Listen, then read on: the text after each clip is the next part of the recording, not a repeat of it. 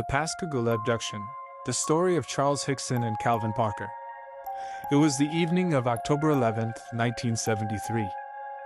The sun was setting over the Pascagoula River in Mississippi, casting long shadows over the quiet docks.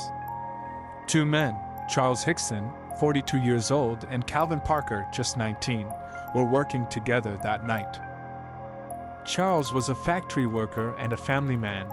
Calvin was a shy young man just starting his life. They had finished their shift and decided to fish from a pier along the riverbank. The spot was secluded, surrounded by trees, with only the occasional car or boat passing by. The river was calm, and the only sounds were the gentle lapping of water against the dock and the distant hum of traffic passing by. As they sat quietly fishing, suddenly an odd noise broke the silence. It was a kind of buzzing or zipping sound, unlike anything they had heard before. Both men looked up, and in the darkening sky they saw strange, glowing lights approaching rapidly. The lights came closer and closer, taking the shape of a craft, oval or egg-shaped, about 30 to 40 feet long and 8 to 10 feet tall, hovering silently just a few feet above the river. The glow was a shimmering blue, flickering slightly like electricity dancing on the surface. Neither man could move or speak, frozen by a mixture of fear and disbelief. From the craft's lower opening emerged three humanoid figures. They were unlike anything either man had ever imagined. Their skin was described as wrinkled and gray, similar to the texture of elephant skin. Their bodies were about 5 feet tall. They had no visible toes, and instead of hands they had long claw-like pincers. Their eyes were large and glowing. The men reported that the beings' movements were slow but deliberate. The creatures floated toward Hickson and Parker, who remained paralyzed but fully conscious.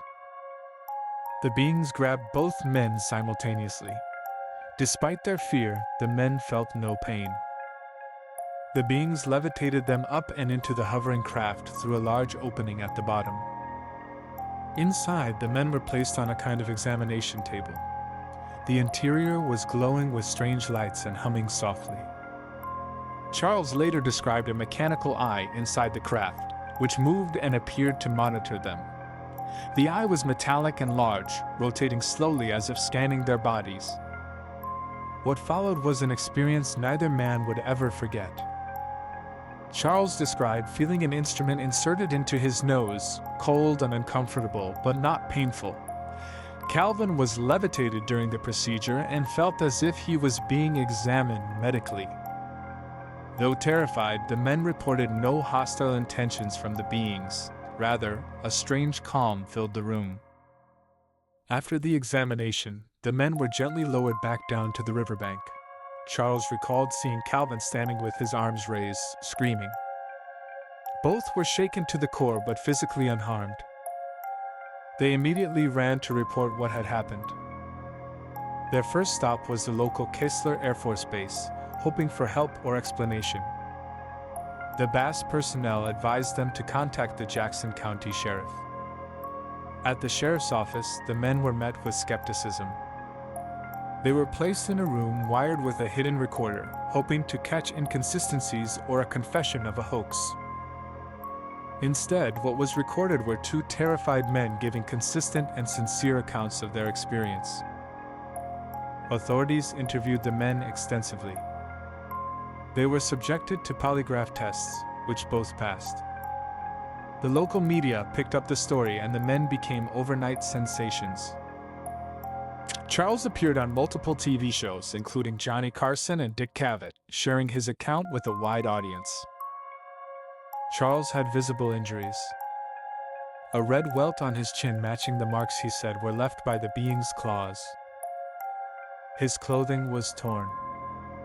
Calvin had no obvious physical marks but suffered from psychological trauma. Both men reported ongoing nightmares, anxiety, and a profound change in their worldview.